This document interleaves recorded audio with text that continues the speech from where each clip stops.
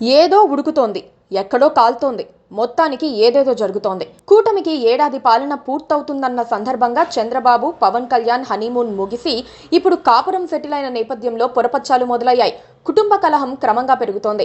ఎవరు గొప్ప అన్న ప్రశ్నలతో పాటు వీలైనంత త్వరగా ఒకరిపై ఒకరు ఆధిపత్యం చెలాయించాలన్న తపన కనిపిస్తోంది.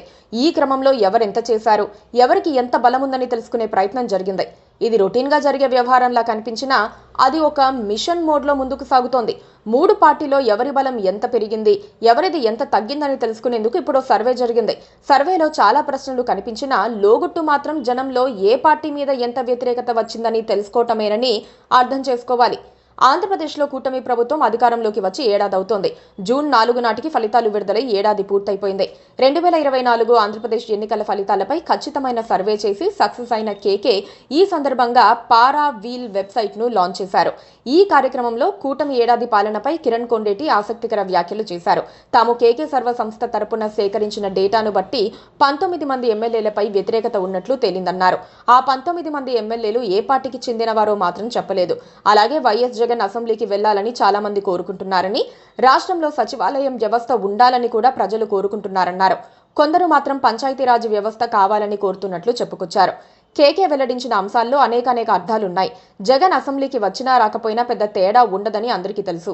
సర్వేలో అలాంటి ప్రశ్నలు ఒక డైవర్షన్ గేమ్ గానే పరిగణించాలి. ముఖ్యమంత్రి చంద్రబాబు పట్ల ఏపీ ప్రజల్లో విశ్వసనీయత చెక్కు చెదరలేదని చెప్పించటమే ఆ సర్వే మరో ఉద్దేశం. చంద్రబాబు తర్వాత లోకేష్ సరైన నాయకుడని, ఆయనే వారసుడవుతారని కూడా నిర్ధారించడం కోసం కూడా సర్వే చేశారని చెప్పుకోవాలి.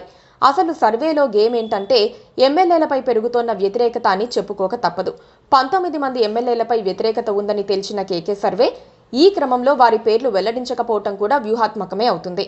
వారిలో జనసేన ఎమ్మెల్యేలు ఎక్కువగా ఉన్నారని నర్మగర్భంగా హెచ్చరించటమే అసలు ఉద్దేశం అవుతుంది. ఏవేవో కొత్త పేర్లు, యాప్స్తో కేకే అంటూ ఒక సర్వే చేయించినా దాని వెనక ముఖ్యమంత్రి చంద్రబాబు హస్తం ఉందని ఒక టాక్ అధికార కూటమి వర్గాల్లో బలంగా వినిపిస్తోంది. అది 99% నిజం కూడా అని చెప్పుకోవాలి. ఎందుకంటే విపక్షానికి సర్వే చేయించాల్సిన అవసరం లేదు. బయట వాళ్ళు సర్వే చేయాలంటే కోట్లు ఖర్చవుతుంది. ఏడాది పాలన పూర్తయిన సందర్భంగా ప్రభుత్వానికి విపరీతమైన విశ్వసనీయత ఉందని చెప్పుకోవాల్సిన అవసరం టీడీపీకే ఉంది. అందుకే చంద్రబాబు స్వయంగా మాట్లాడి సర్వే చేయించారని చెప్పుకుంటున్నారు. సర్వేను పబ్లిక్ డొమైన్లో పెట్టి ముందు చంద్రబాబుకు చూపించి ఆయన చెప్పిన మార్పులు చేసినట్లుగా ఒక వార్త ప్రచారంలో ఉంది.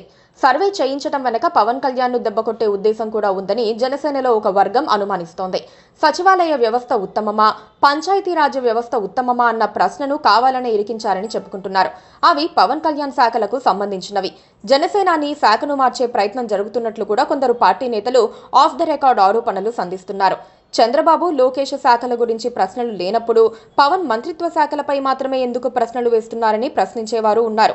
కూటమిలో ఎవరు సమర్థులన్న ప్రశ్న కూడా కొంత ఇబ్బందికరమైనదే కావచ్చు. పవన్ కళ్యాణ్ కు కోపం రాకుండా ఆయనకు 39% మద్దతు చూపించారు. Please subscribe to KTV Telugu. KTV Telugu. KTV Telugu channel.